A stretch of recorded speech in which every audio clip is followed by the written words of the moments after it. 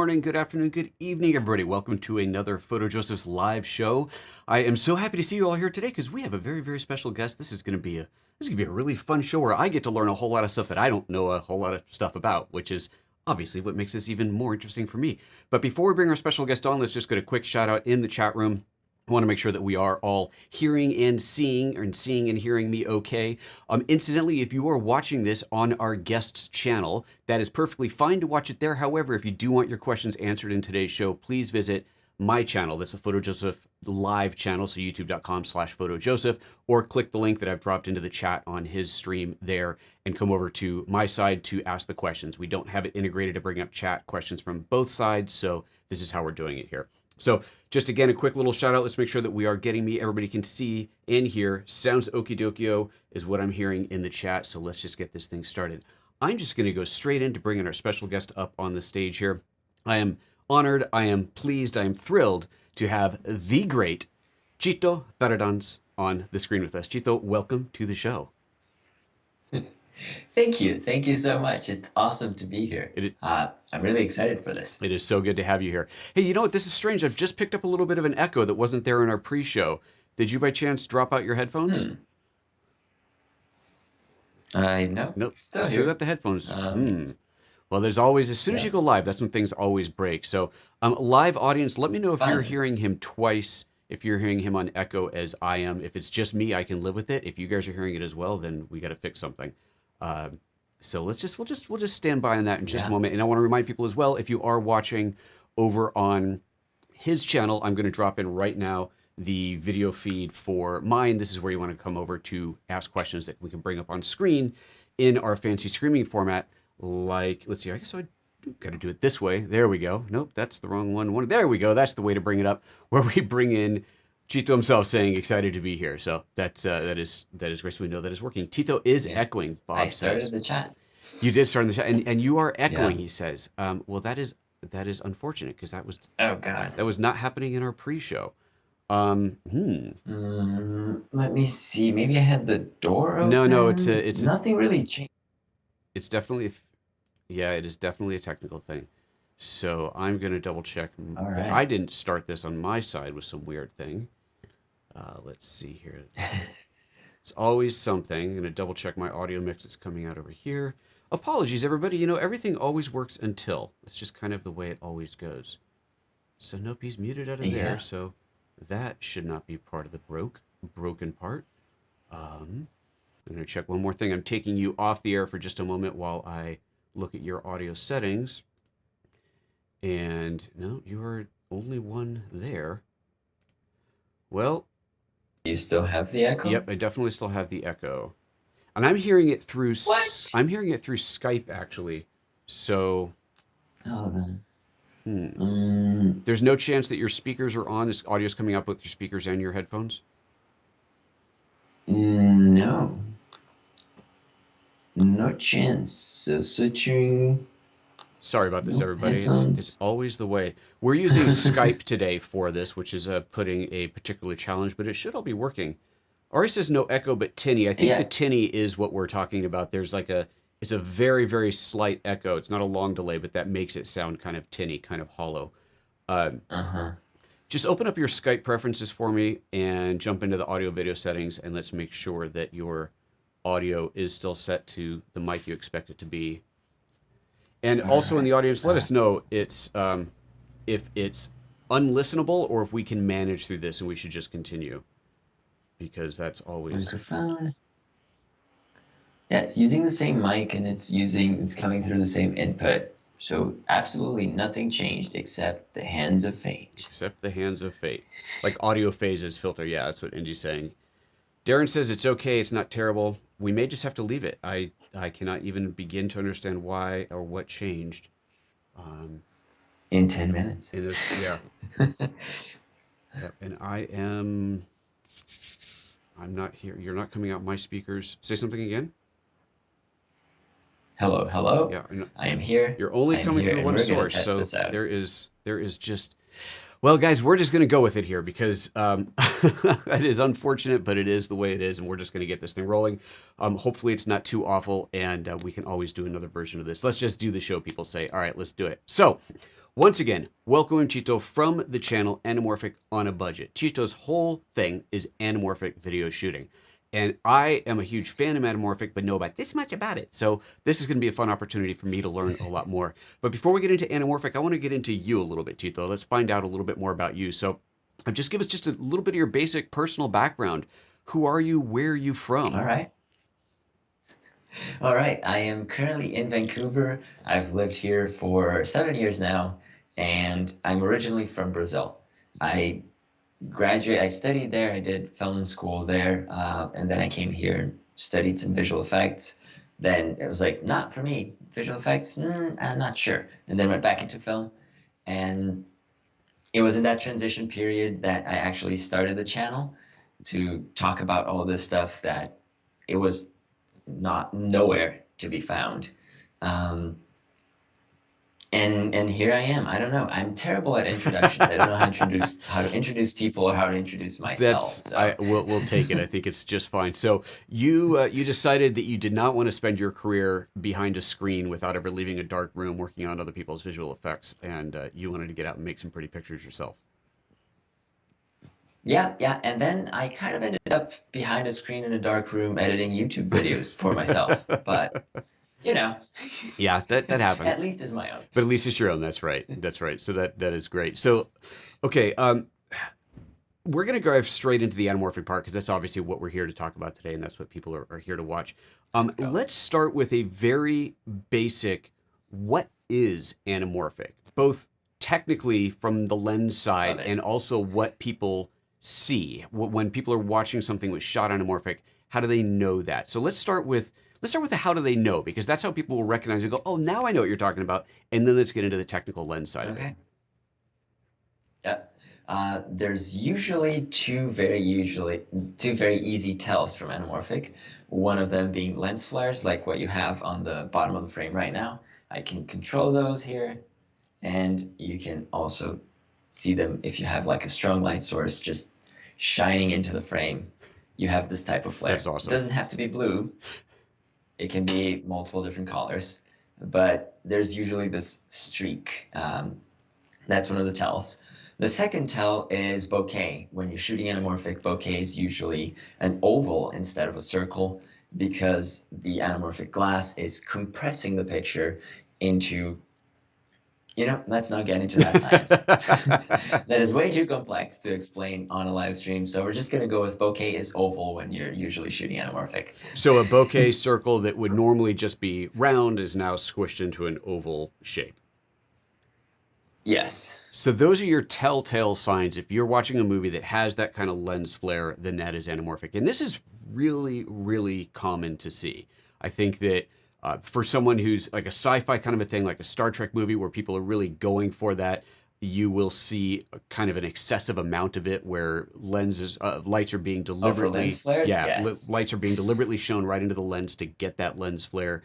And then there's the films that are just shot with anamorphic lenses, and occasionally you see a lens flare, but it's not necessarily this over-the-top obvious. But I think sci-fi is definitely a place where we see a lot of it, and it's really kind of overdone, possibly.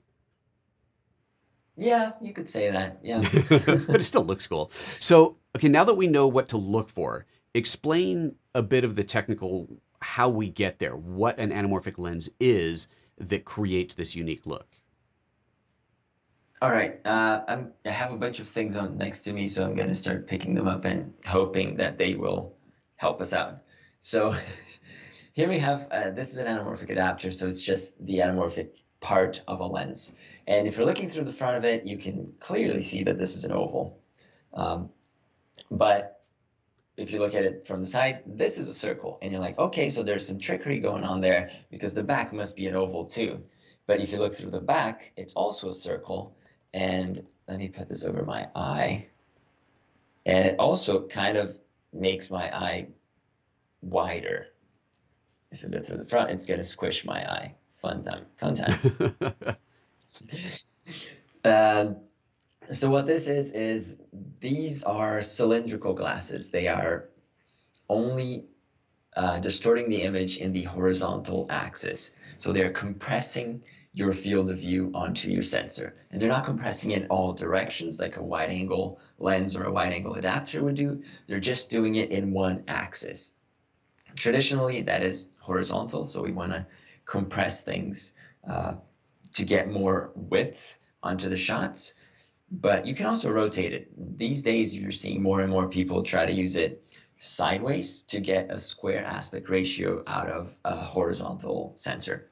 So that's the idea. And this began in Hollywood in the early 50s when TVs were coming on and threatening the film industry. And what the studios wanted was something that was going to make going to the theaters a spectacle. This is something that you cannot have in your house. Like, TVs were this big, and they were like, this is too dangerous. We got to take care of it right now. So they figured out how to make the screens bigger without changing everything behind the scenes. You would continue using the same cameras, you'd continue using the same film and the same lenses. You would just throw a fancy adapter in front of it. And at that time, it was something that looked a little more like this. So it's a square thingy. And the annoying part is that this has its own focus ring. So hold on, So just you to have back to up for a focus second. two So things. Yeah. Anamorphic started with adapters, not with a native anamorphic lens. Yes. Oh, I did not know that is correct. Yeah. That's really interesting. Okay. So in the beginning of it, you're saying the whole idea in the beginning was to do something different. And I'm sure part of this is getting that wider image. It probably wasn't necessarily about getting cool sci-fi lens flares and anamorphic and oval Absolutely bokeh, not. just getting that wider field of view, which, yeah, I can imagine. You know, we're used to today watching a movie. Well, if you were pre-widescreen TVs, you're watching on a 4:3 TV, they would always crop it for television, which really sucked. These days, we all have widescreen TVs, and usually they don't, it's a crime, yeah, usually they don't crop it anymore, so we'll still see a little bit of black bars on the top and bottom, but nothing like if we're seeing it in 4:3. And so the idea was, let's get them into the theater where we can give them that really wide projection and not this tiny little square image at home. And it's really interesting that it started and with also adapters. because Go ahead, sorry.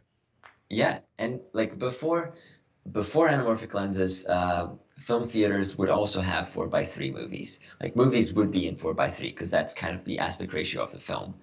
So that was very easy to carry over to television, and that's what theaters wanted. Is like, we need something that they cannot do it on TV. But yeah. That's really cool. Okay, so I knew that back in the day there was a big scare in Hollywood when TV became a thing, and suddenly nobody's going to go to the pictures anymore. I remember that being a thing, not because I was there. I'm not that old, but I remember that being a thing, and that's really interesting to hear that that was one of the solutions to that problem. So okay, so they started with adapters, and you can still buy adapters today, but you were about to explain how frustrating and annoying that is because it has its own separate focus mechanism. Yeah. So it's very frustrating, actually. Adapters have an incredibly wide variety of possibilities. Like, this is a good one, but this is not such a good one. And if you look at them, they look just as weird, and you're like, how can I tell them apart? It boils down to how they're built and how they handle focusing. So what you have is a system. Okay, let me backtrack. I always get mixed up on this because I jump all of the explaining. So this is a regular lens. This is a spherical lens. Is what you usually put on your camera. It's what you have on your camera. Not quite what I have in mind, but this focuses image onto a plane, which is your sensor or your film. And then you put in front of it an anamorphic adapter that is going to compress that image. And you're like, great, this is beautiful, all is wonderful, let's go shoot. But the problem is, this lens, the spherical lens, usually changes focus by changing its distance from, oh, we can actually do that. No, we can't. Okay. Changing the distance from the sensor. Just the whole optic system moves away and closer to the sensor to get focus. But with an anamorphic adapter, if you just move it back and forth, it doesn't do anything. What sets focus for it is the distance between the front and the rear elements. So if you set up this whole system and you're like, oh yeah, sure, I'm just going to move the whole thing back and forth, that's not really going to work because you're going to be focusing your spherical lens, but not your anamorphic block. So what you need to do is you refocus your spherical and you focus your anamorphic to match the same distance. And that's called double focus in the anamorphic adapter universe. And that's how like the early anamorphic pictures were done using Henri Chrétien's, uh, what was the name of it? The hypergoner, Hmm. which was the first anamorphic adapter and led to becoming a lens. And that sounds And for many years, challenging. yeah, yeah, yeah. So that is pretty challenging. You can get very good at it. Like I have several years of doing this, and I'm good at it, but I still hate Yeah. it. So Well, and it sounds like it would make any kind it takes of a lot of time. focus tracking very difficult, if not Yeah, impossible. You'd really only be able to do lock yeah, shots. Yeah, that's yeah. okay. So what Hollywood did to address this issue is they had two camera assistants just for, or two first ACs. One that would pull focus on the anamorphic and the other one who would pull focus on the spherical lens. And this is madness. I can barely justify one AC, so I can't have two at all. Um, what happened was in Hollywood history, what they did was they integrated these two things together in a way where this would do its own thing, and the focus of the anamorphic block would be synchronized to the focus of the spherical lens. And that worked. It was like magic. We still see the solution today in many anamorphic lenses, like the one that I'm using now, or this, which is a Sirui anamorphic lens. So What these that do lens is is, actually double yeah, focusing. It's just doing it all internally with one ring. yeah, pretty much. Yes. So you have one ring that is controlling how the spherical block moves and the distance between the anamorphic parts. And that's awesome, but it doesn't come without downsides because the main downside here is when you change the distance between the anamorphic optics, you're changing the squeeze factor. And that was what a lot of people got upset about the Sirui lenses is when you get to close focus, it's not quite what it's advertised. It says it's 1.33 and it's not really 1.33. It's more like 1.28. And you're like, yeah, that's kind of close. But on an adapter that's 2x, like this one that I have here, this one at infinity, you have 2x compression, 2x anamorphic. But when you get to minimum focus, you're more like a 1.8. Oh, wow. And that, yeah, yeah, that became a big problem for Hollywood too, because actors would start including in their contracts that they could not be shot in close-ups with anamorphic lenses because they would look fat. It would literally make their Oh. faces round and not this beautiful, elongated, narrow shape that it was such a big deal. It still is. But anyway, so once that started happening, Hollywood went a bit frantic and they're like, we got to figure this out. We got to solve this problem. And one company in particular solved it for good and patented the solution, that is Panavision. They still make the best and most expensive. I mean, you can't buy it, but the most unique anamorphic lenses out there. You And literally the way they can't handle buy the lenses, focus, you're yeah, only able to rent them. yeah, you're only able to rent them, and you're only able to rent them from Panavision. You can't rent them from What a anyone great else. business model. So, oh yes, I am sure they don't regret that. So, their focus system is more complex than this. It's way more complex than this. And it's absolutely inaccessible for DIY solutions and people like you and I. Um, so, what also happened while uh, optic designers and scientists were trying to figure this out is they realized there were other ways besides the synchrofocus and Panavision solution. And that was focus using a, let's get this very complicated, a variable diopter. Um, I'm hoping you know what a diopter is. Yeah. Yes, Why don't maybe. we explain? Let's assume that I don't. All right. Okay, I'll assume that you don't. So this is a diopter. Let's see what this one does on my face. Okay. So one eye is clearly bigger. And diopters are traditionally used as macro filters. And what they do is they limit how far you can focus. So this is a +2. There's math to this, but this will limit your focus range to, am I in the shot? Yeah, to about here. Okay. +2. Yeah, here. And the stronger the diopter, the closer you focus. So this has always been a thing that people use to hack their minimum focus and get good results. Like if you can't afford a macro lens, you get a good diopter, boom, you're right there, shooting the bug's wing texture. You're like, oh yes, this is what I need. Now you have a So what similar happened for limitation anamorphic? when you use an extension tube for macro. An extension tube moves the lens farther Yes. away from the sensor, the film plane, so you can focus more Yeah. closely, but you lose the ability to focus to infinity. So it's the same problem, just a different way of getting there. Yeah, yeah.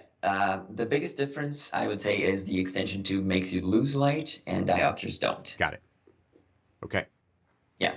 So in Germany, ISCO, here I go butchering German, but I'm sorry, guys.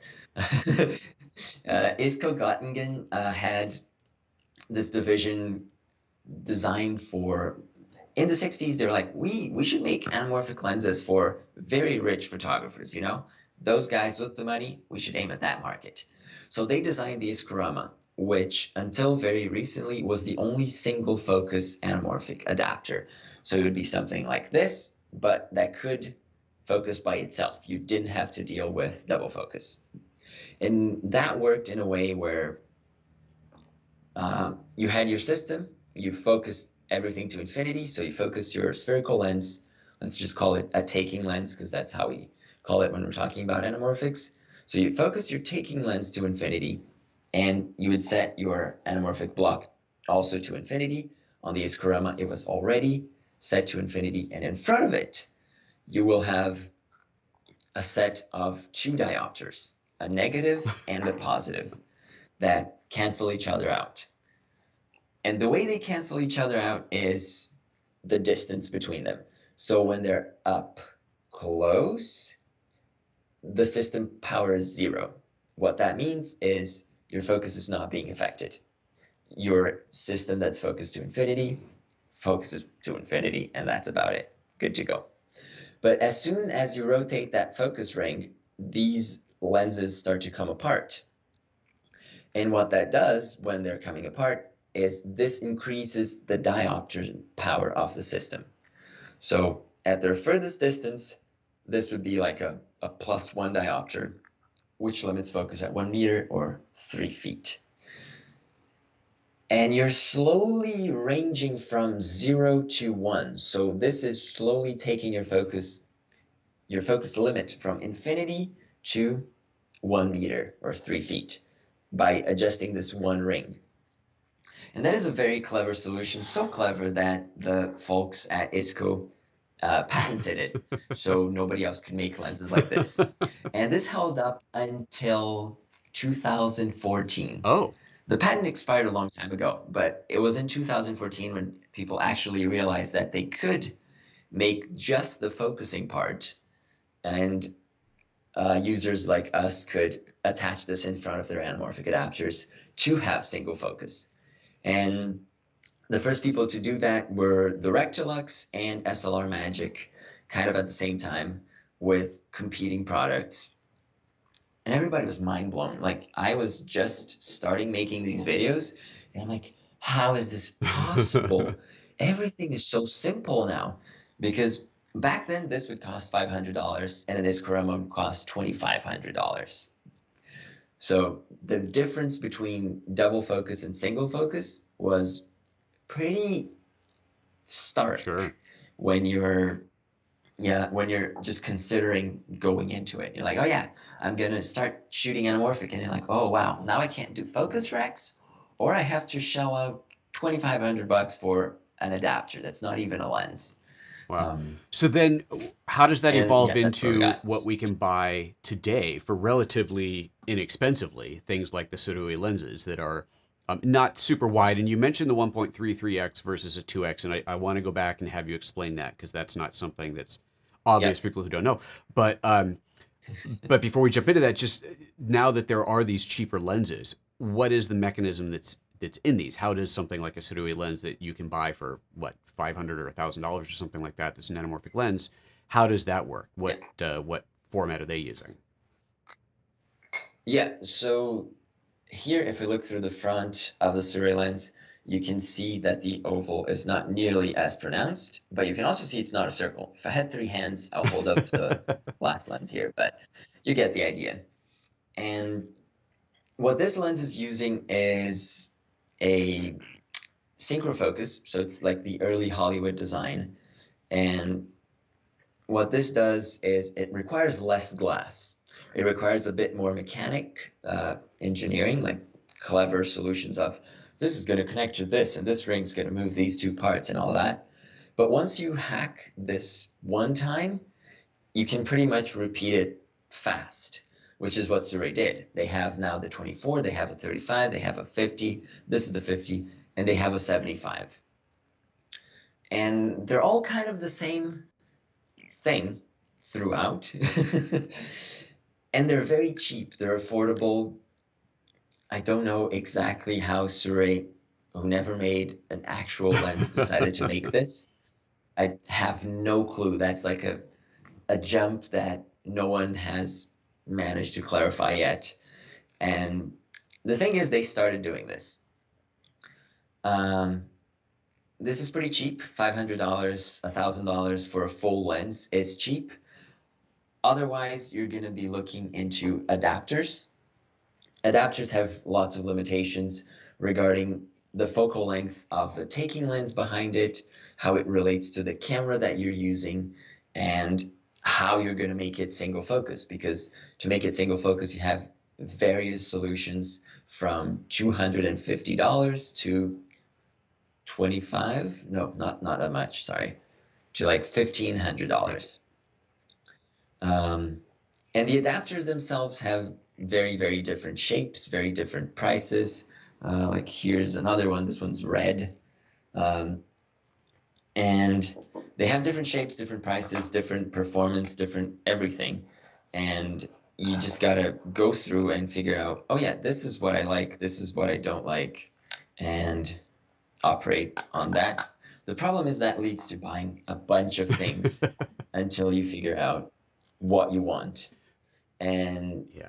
that's where I started the channel. I'm like, I've been through many of these, maybe more than most people, but how can I make this useful? How can I make this Sure. helpful? So I started reviewing, cataloging them individually, and So here we are. these days, now that we've got the cheap Suruya lenses, is there anybody else making lenses in that price range or that simple for anamorphic? In this price, in Surrey's price range, nope, nothing like this. The closest thing, the closest option in terms of lenses would be Vazen, and that's at 3 Oh grand. wow. So you'd be looking at 6 of these for one of those. Right. I don't have a Vazen here right now. They also use a different focus method, which is more elegant than what Surrey does. Uh, their squeeze is also stronger. It's not 1.33, it's 1.8. And the reason for that number is actually very smart.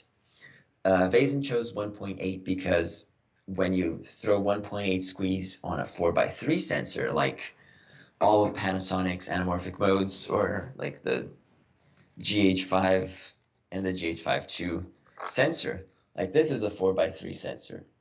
It's not 16:9. Right. So it allows you to use the entire sensor area for recording. And when you stretch that out by 1.8 times, you get CinemaScope. Perfect, straight out of the box. And that's awesome. That's amazing. I love it. The stronger squeeze also reflects, you wanted me to expand on that. Yeah, One of the biggest let's come back differences to that in just a between, moment. yeah, So with that 1.8x on yeah, the 4x3 sensor, I thought, because I've played just very, very little with the Sirui lenses, with the 1.3, I thought that you were getting Yeah, CinemaScope if you set, I don't remember, was to set the camera to a 16 by 9 anamorphic mode. Oh, but then you're not using the yeah, whole sensor. I see. So that's your yeah, challenge. yeah. So yeah, Suray's idea was since they were releasing this for a multitude of cameras like Sony, Panasonic, Fuji, Nikon, and something else that I can't. The EOS Mm, EFM Canon. Most of these cameras don't have 4x3 sensors or don't support anamorphic recording. So I'm pretty sure they chose 1.33 as that's a much easier approach straight out of the box if you're shooting on a 16 by 9 sensor. You're like, oh, 16 by 9, stretch it out by 133, CinemaScope. got it. Close enough. And to be But clear, none of those yeah, sensors are 16 by 9. They're either 3.4 or 4.3 or yeah, 3.2. They're cropping to shoot 16 by 9. I yeah, mean, that's just standard in how that works. yeah, on On video. video, Yeah, right. Okay, so now, all right, so now I understand. So if you're shooting with the Cine lens at a 1.3, you actually wouldn't set your camera to shoot in anamorphic mode. You wouldn't choose one of the 4K yeah, anamorphic options. You just go normal 4K, 16 by 9. So you're still looking at a yeah, 16 by 9 image on screen. It's distorted, and then in post you stretch it out. yeah, Okay. All right. So let's yeah. let's talk about that And aspect yeah, ratio, that 1.3. You've just explained a bit of why, but just what is this? What is happening when you're talking about a 1.3 or a 1.8 or 2.0 anamorphic stretch? yeah. So the anamorphic stretch is how much your image is going to be compressed. 1.3 is pretty mild. 1.33. I correct other people. I should not say it wrong. So 1.33 is pretty mild. It's very easy to shoot without de-squeezing on camera. Like if you look at a 16 by 9 picture that's compressed by a Surrey lens, you can still figure out, oh yeah, this is gonna work out. This framing is looking good. But as you go through stronger squeeze factors, like the Iskorama is 1.5, this Vistascope is 1.5 as well. It's kind of foggy. Vazen is 1.8, and then you have most projection anamorphic lenses that are 2, and most cinema anamorphic lenses, which are also 2 times. Uh, when you get to a stronger squeeze factor, you look at the frame and you're like, I hope this turns out good because it's really hard to tell like the balance of things. So when you're shooting with a stronger squeeze, you definitely want a monitor or a camera that can de-squeeze this image as you are shooting. I've shot 2 times squeeze without de-squeezing on the spot, and I cannot recommend the experience. I've done this a bunch, so it's not like, oh yeah, I tried it once and it kind of didn't work. No, I did it a Okay. lot. Uh, And to be clear too, when you're talking about de-squeezing in the camera or on your monitor, this is just the preview. The actual image written to the card is not yeah, de-squeezed. That is still a squeezed image, which has to be de-squeezed in post. And I do want to talk about that part of the process in a little while here. yeah. But yeah, what he is referring Uh, to, let me see something. what he's referring to is the Is ability my to, monitor yeah, showing let me up? go full view on you. Yeah, people can see that. All right, so that's kind of, let's see if I can focus it on it. Is this closer? No, that's further. And this cable has to go somewhere else. But this is the monitor that I have that is doing de-squeeze for me. So this is kind of a one-man operation system. And you can see there are black bars on top and bottom. I can also easily, let's see how easily, without looking, I can do this. Anamorphic. Nope, go back. Okay, so if I click on this, it turns off, and now you can see that the image is expanded vertically Right. because the monitor is not handling the de-squeeze anymore. So I'm just going to turn this on because I don't want to go crazy. Got it. Right? Yeah. So yeah, so Okay. then again, And I'm yeah, going to people, turn this that back to is me. only in the monitoring. The image that you get out of the camera is still squeezed. That's quite the rig that you've put together there for this YouTube live show. I'm very impressed. Oh yeah, this is I've been trying to upgrade my setup for a while.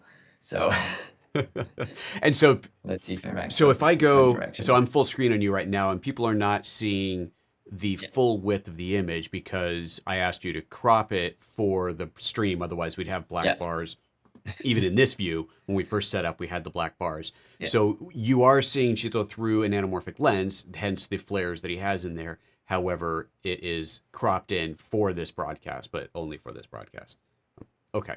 All right. So now we know Yeah. a bit about the history of the lenses, why they came into play, how they were developed, and obviously a very abbreviated version of that history leading us up to the lenses that we have today. So when you shoot, whether using a Sirui anamorphic or an Atlas or any of these other anamorphic lenses, the image that you get in your camera, and it doesn't matter whether you're shooting on Panasonic or shooting on Sony or whatever, you're getting an image that is Yeah. not does not look correct out of the camera. When you first load that into your Yeah. NLE, it is going to look distorted. So how do you Yeah. resolve that? What's the next step in that process?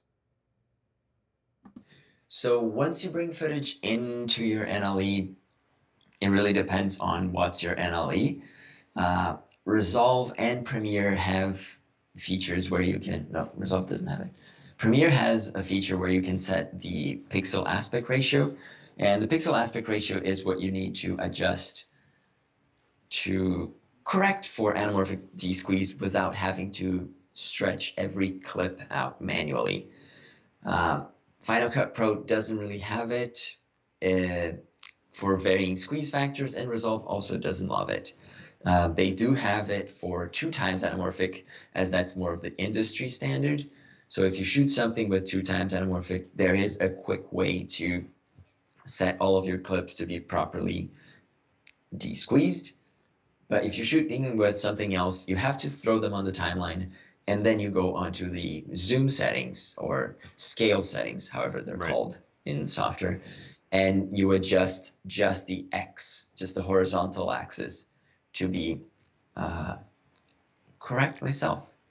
You can adjust the horizontal axis to get a bigger image. So if you're shooting 4K, you stretch it out and you're going to get 5.1 or 5.2 horizontally. But what I like to do better is to actually compress the height. So you divide the height by the squeeze factor of the lens.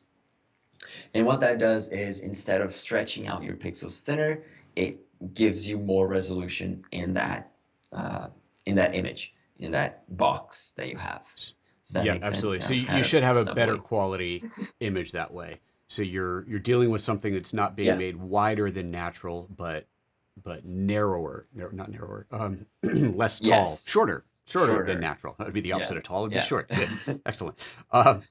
And so what would you say? Is it more standard to do that in the industry? If you're shooting professionally, you're doing a Hollywood thing. Is it more common that you would squish down as opposed to stretching out?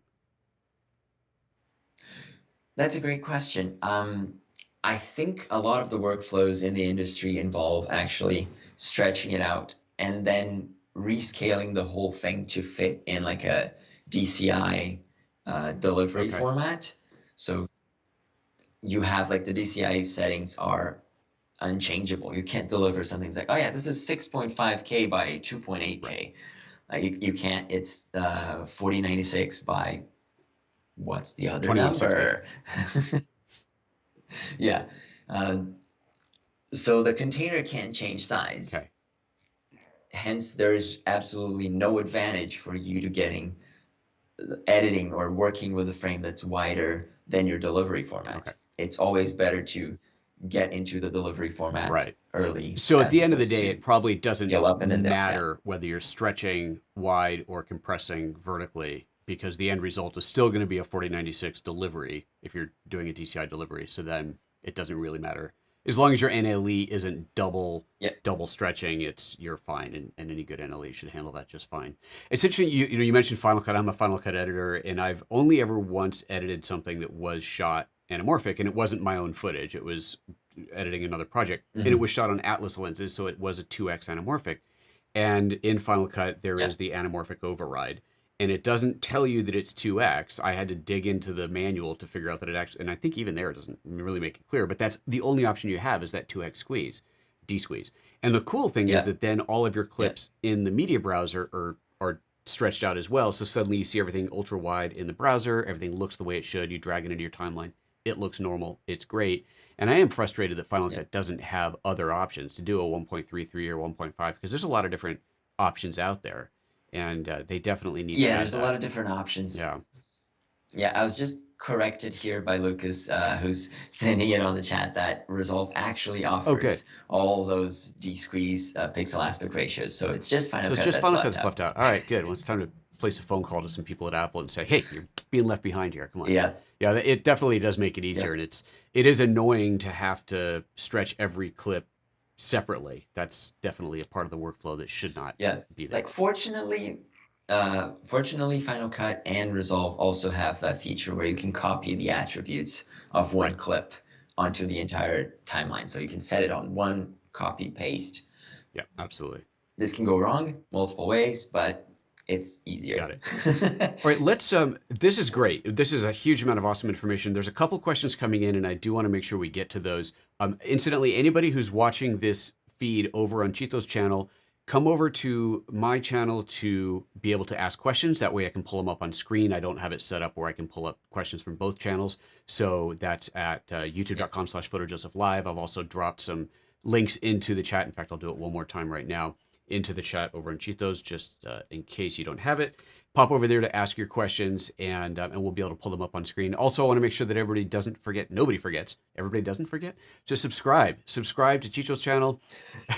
Anamorphic on a Budget, you can see his channel name right there on the screen, and of course mine as well. PhotoJoseph is the main channel. PhotoJoseph Live is the channel we're on right now. Make sure you're subscribed to both of them. All the live shows are coming through this channel. I saw somebody in the chat earlier saying they haven't seen me live in a while. That's because I moved over to a new channel exclusively for doing live. So that's where this is. So please make sure you're subscribed to both. And I don't think, Chisa, you're not really on social media, right? You don't have a Twitter account. You're not pushing any socials. No, I'm just on Instagram, but very absently. Like YouTube already eats all of my time. I understand. I just quit Facebook. Yeah, I wish I had the budget to hire a team to do all this stuff because there's so much that you can do. It's always the thing is there's so much you can do. Well, I'm PhotoJoseph absolutely everywhere, Yeah. so you guys can find me on Twitter and Facebook and Instagram as PhotoJoseph. And Twitter is definitely the fun place. You really should get on Twitter. Twitter's good for conversation. I like Twitter. Twitter's fun. Really? Yeah. Ah, Yeah. I'm too long-winded. I can't say just a few words. Well, it's very good to learn how to compress your message into just 200. It used to be 140 characters. Now it's 280. So you got Yeah, I know. double. No, I like compressing my message with this stuff. This is all the compression I can handle. All right, so let me bring up let's get the right one. There we go. Get the right chat up here, and I'm going to start bringing in some of the comments that are coming in. And again, if you have any questions, anything at all related to Anamorphic, drop them into the chat over on my channel, and let's bring them up. Lucas Pfaff threw up this number, 4096 by 1716. So that must be, is that a CinemaScope aspect ratio? That's the DCI. That's for sure the DCI 4K container that we were talking about. Luke is very good with numbers. But it would be... he was the one who corrected me on the result stuff. Okay. So, but it would be 2160 would be standard DCI, 4096 by 2160. So is this... Yes, standard. But this would be CinemaScope DCI. Ah, okay. Oh, I did not know that either. So even on DCI, they do shrink the height instead of going wider. Okay. So there's multiple DCIs. That's super awesome. Thanks whoever came up with this naming scheme. Very, very helpful. Very helpful. Okay. So Shoji Productions is asking if we could see. Oh, and my system that's doing the chat thing is wigging out right now. Excellent. Asking if we could see the native aspect ratio without the cropping. Is that something you can easily reset, or is that a bit of a pain? Oh yeah. Fun times. Here we go. OBS. Burn my computer. All right, let me do this. Let's see. This is probably going to go wrong 2 times before it goes right, but it's going to be worth it. Edit. All right. Oops. So Chito is sending his image through OBS and then into Skype. So there's definitely a bit of pass-through looping happening here. Let's hope that he can get back to normal once he's done with this relatively easily. Fit to screen. Okay, so this is the signal, how it's coming through. And this is after going through a wireless transmitter, receiver, a monitor, and it's coming out of the output HDMI of the monitor into the computer. And this is what we're looking at. So if we were doing this for recording or like for this some sort of delivery, I would edit the height to be, oh wow, it's not So this this is number. representative of what you would see in the capture, and then once it's Yeah, and okay, so now that yeah, you're distorting it, this is what you would see in post once you had distorted it, or on your monitor, but still yeah, you'd be capturing the full height. yeah. So yeah, so this would be, am I doing this right? I think I I'm think right. I think I'm okay. This would be that looks regular right. D-squeeze. Yeah. And then what we did was crop into this so the image is not is fitting to the whole screen and I don't look too weird because looking a little weird is fine. Well, don't we all? Did I do this right? I did it right, but then I had something else. It's not fit. Okay. You get your. I said it was going to go wrong a That's all couple right. times, That didn't is I? perfectly all right. As we're here, I'm going to bring the chat back up while we're continuing this. And All yeah, right. Indy Yep. is saying this is so cool and interesting. I concur completely. This is fascinating. This is interesting. Zachariah says been trying to de-squeeze on Lightworks, which I don't know what that is. So maybe you know. But he says so far Handbrake has been useful, but that sounds to me like that means you'd be de-squeezing kind of permanently, re-rendering the file out as a de-squeeze file, which I guess is not necessarily bad. But that's an interesting approach as opposed to just Mm-hmm. doing it. Okay. As opposed to just doing it here. I'm gonna do this. I'm gonna throw my own image up while he sorts that out. Yeah, I'm having hard No times worries. here. So what I think they're talking about is at first someone said that they were working in a 3D studio, and I asked if they were integrating 3D with Okay, Anamorphic, and they're like, nah, not really. And this Lightworks reference, I think it's to 3D and how you put those two things got it. together. Makes sense. Uh, Right, I'm going to scroll back up to the top of the chat from earlier today and earlier this morning and see if there's any other questions that we might have missed. Um, so, Trevor, it's good to see you here again. It's I think you're the one who said earlier that you hadn't seen me in a while. It's good to see you here on the channel again. So make sure you're subscribed to both. Make sure you're on the live one. Panavision are the unicorn anamorphic. Yeah, I mean, there's no doubt about it. And I think you probably mean that in the billion-dollar company sentiment. I don't know if they're worth that much, but certainly they yeah. are unique in what they make.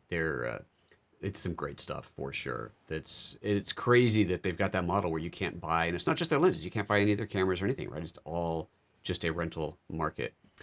Trevor also says 1.33 squeeze gets you to 2.4 without having to do, but you lose all the distortion goodness. So I guess that's the um, going on to a 16 by 9. I would Oh, interesting. disagree, Okay. but Well, let's hear what you say about yeah, that. And like and I see you're still trying to mess with your camera there. I am still. OBS is like Oh, here we go. I think I found it. Okay, so this is 2160. All right, we got okay. that one. 5106. Ah, Are you I back? got him. All right. There we go. He's Finally. back. I am back. I just gotta reposition myself. So let's center. Where's the center? Center to screen. Here I go. Super. Whew, that was intense. Yeah, you Okay. should never mess with stuff like that live. Just It never goes right. so the here. Let me Yeah. bring that So comment back up the again. There it is. So 1.33 squeeze. There you go. You've got the comment in front of you. Yeah. So 1.33 squeeze doesn't really get you to 2.4. It gets you to 2.37 or 36.4 something on a 16 by 9 sensor. So you're a little short. And while you do lose like the wild distortion, because these lenses are not, these are projection lenses. They're not made for filming, these adapters. And this one in particular, what it does is as it gets to the edge of the frame, you start to get way more than 2 times compression. So you get people on the side of the frame that are like this, even Right. though they're definitely not in that position. And they're really, really distorted when you push towards using that part of the glass. So that's what I think he's referring to, what we're missing. And if you use a wide enough lens with 1.33 or a lens that distorts enough, you can get that back. And you can also do a lot of distortion in post. That's what most Hollywood does, is you get everything straight, and then in post you're like, let's warp everything.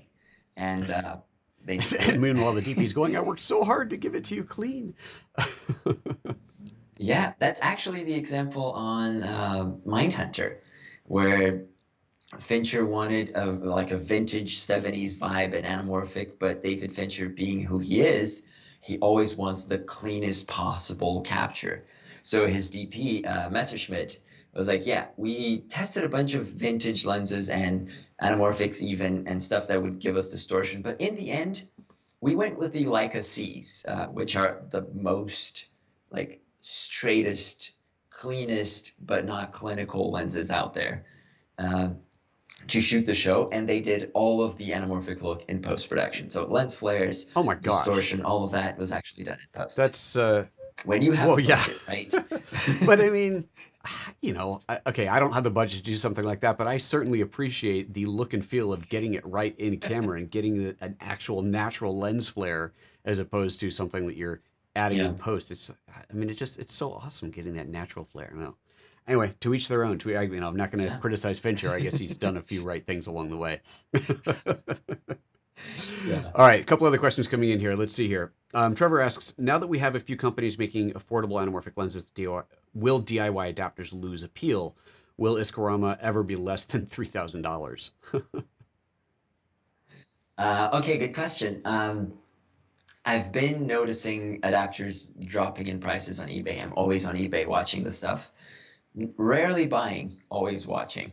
Uh, so I've seen a downward trend where a lot of the more common adapters will lose a little bit of value, but the most popular ones are still not going down. Like you have more options, you have a wider, what is it called when you have market demand and offer and Supply demand? and You have a demand. wider offer, yeah, supply and demand. You have more supply, but you don't the prices are not competing. Like these Koa lenses, when I got into this, they were $400. Now they're Wow. 1,500, and they're not coming down. It's been a while since they got to 1,500, and they haven't dropped since. Iskuramas, when I started into anamorphics, they were already $2,500. Now they're still about the same, a little bit higher. I would say like 3,000. So I don't think adapters prices will go down, mostly because the people using adapters are not going to switch over to Sure, are not going to switch over to Vazen, are definitely not going to switch over to Atlas um, for multiple reasons. The people who just want to shoot stuff, they might. The people who like the adapter mindset, where you're like, oh yeah, I can change all of my spherical lenses. I can change the backs. I can have just one anamorphic that will create character for a whole set of lenses. Like I don't see that person being like, ah, I'm just gonna get rid of it and buy 5 Sure lenses. They're not Sure, gonna do sure. it. So I think this will stay as a niche. Adapters will continue to exist while we hopefully see more offers in terms of lenses that are cheaper. ISCO, or like actually Schneider, recently hinted at a comeback of the Iskorama. Uh, they haven't responded anything for real on the Mm. subject, so no one really knows what's going on. And there's always like there are no more of these adapters being made. So every time one breaks, every time one It's disappears, there's one only less in the less. supply. I don't, Wow. yeah, yeah, Interesting. yep. So I don't see prices going down Do ever. you think that Just hold on to Yeah. yours. No, do you think that because Susurugi right now is making a range of lenses, 4 or 5 different lenses now, and they're all 1.33. Yeah, they're doing. Do you think or do Yeah, you know if they're going to go wider, give us a 1.5 or 1.8 or a 2x anamorphic, or is that just too cost I prohibitive? don't Okay. know. Yeah, I've been pestering them a bunch about this. I do not know. They don't tell Yeah. me anything in advance. It Okay. sucks. All that information. Uh, Yeah. but I really hope they do. I hope they push something past than 1.5, like 1.6 even. Um, there are some Panavision lenses that are 1.6, so they can push for 1.6, they can push for 1.8 and start direct competition with Vazen, or just go like full blast 2x. The problem is, or not the problem, the challenge is the stronger the compression, the harder it is to make the glass. Sure. Like more curved cylinders will lose more quality faster, like your image won't be as Mm, sharp. The thing about Surrey lenses that a lot of beginners and the people who really love the lenses is how sharp they are. They are much sharper than anything else you can find in terms of oh, anamorphic interesting. adapters.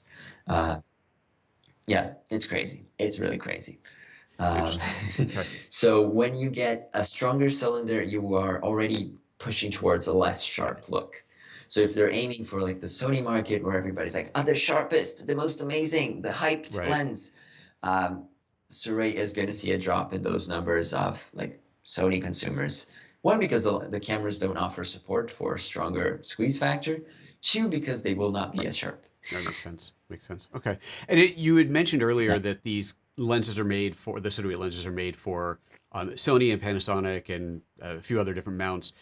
Those lenses, they're all designed for APS-C or smaller sensors. Right? You can't put these onto a full frame Yeah. camera, at least not without cropping the image down to an APS-C size. So yeah. Yeah. So that would be Yeah. a whole other lens that they would have to come up with, and it would be physically larger to project that larger image. Obviously, the cost would go up as well.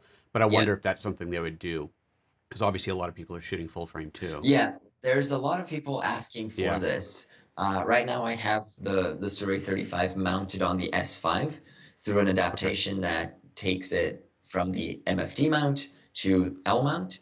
But if I'm not using the Super 35 crop, I'm getting a Ton of ton of vignetting. black Yeah. edges.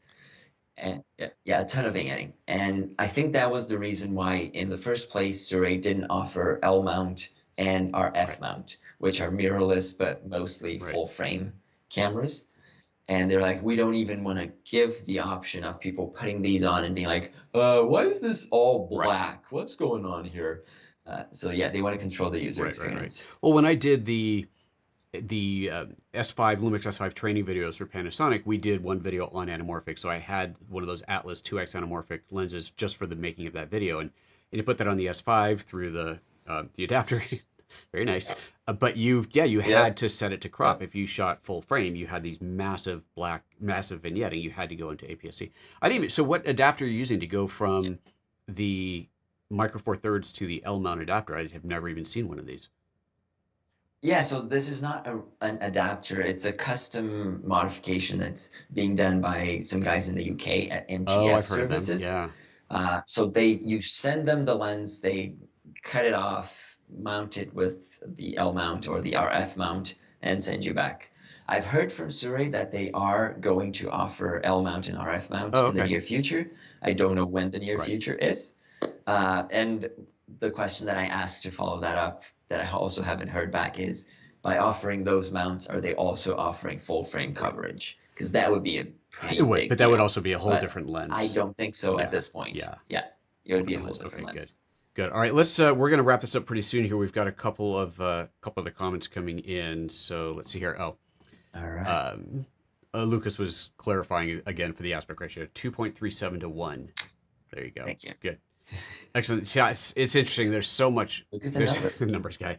Yeah, there's so much to learn in this space. There really is, and I think that's part of the not confusion in that it's hard to understand, but it's just confusion in the sense of people talking about the same thing, but they're talking different numbers. Is that there are all these different aspect ratios when you do the 1.3 or 1.33 or 1.5 or like, and it's all different, and you end up with something different.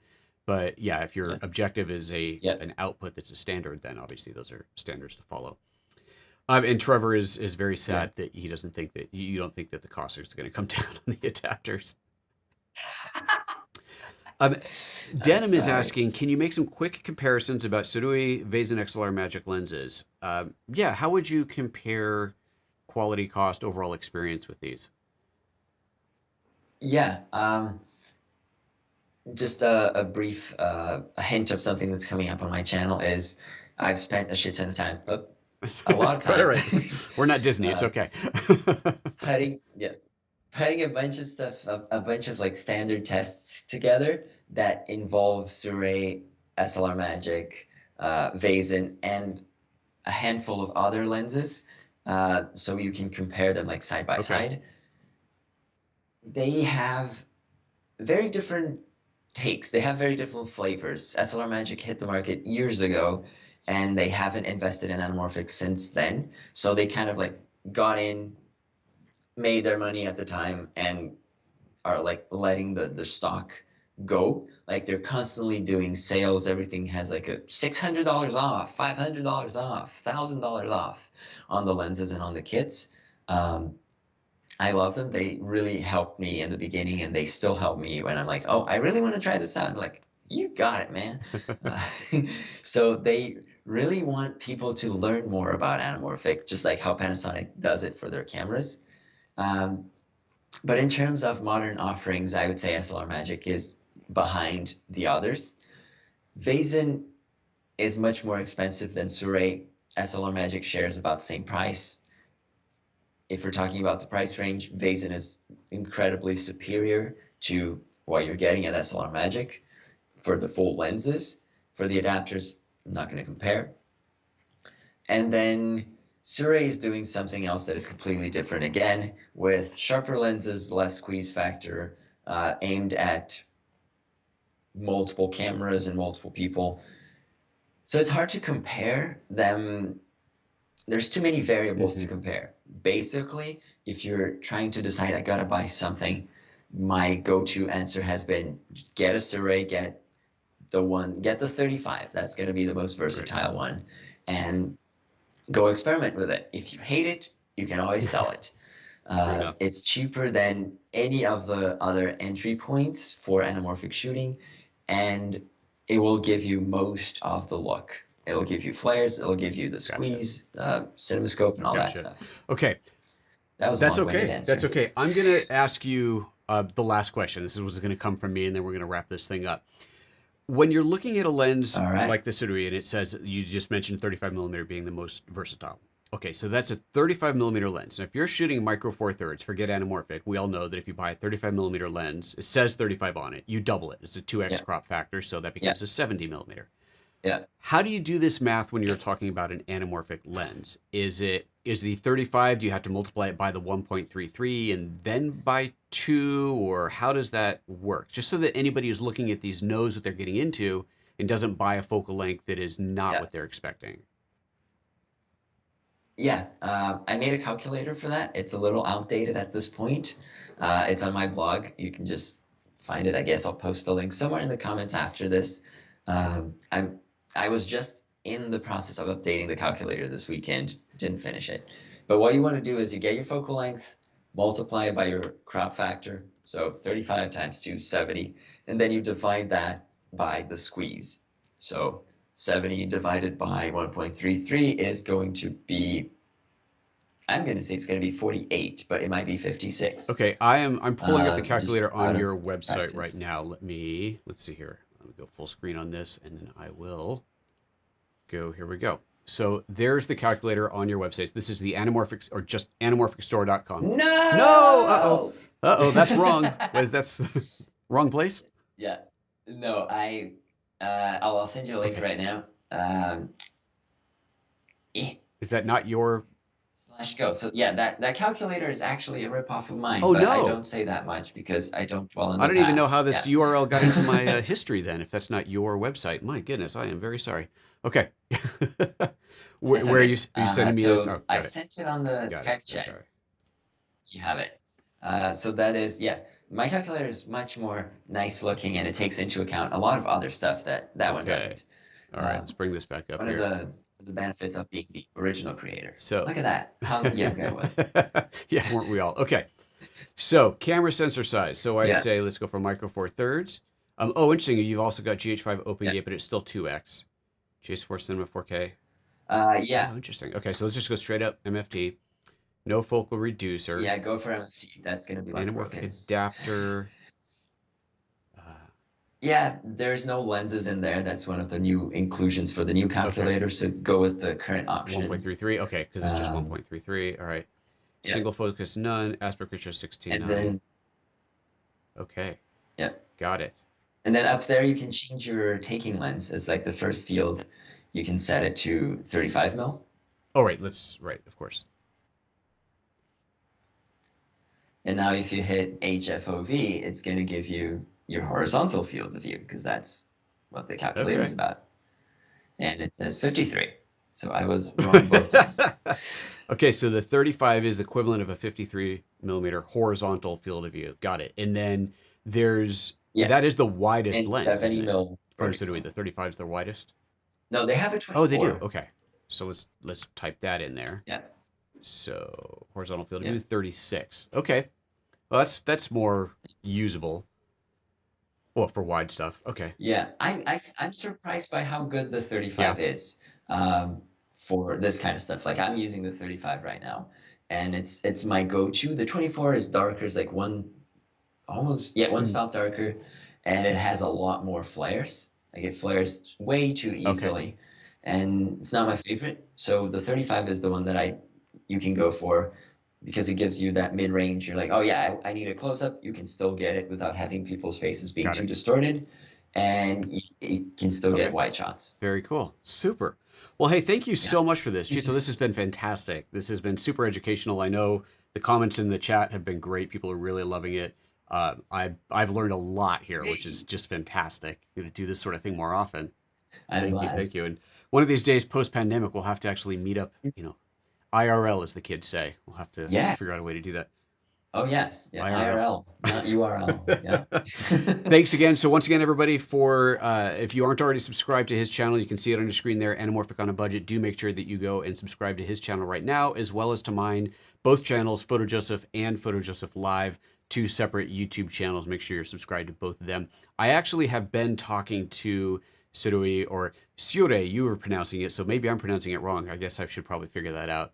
Uh, I'm getting it from their videos, oh, so they're always like Interesting. Suri. Okay. Well, I I'm will like, okay, verify I guess with that's them that. before I actually do anything. But I've been talking to them about working on a video and exactly what that it will entail. So hopefully that's something that'll come to my channel Yeah. at some point in the near future as well.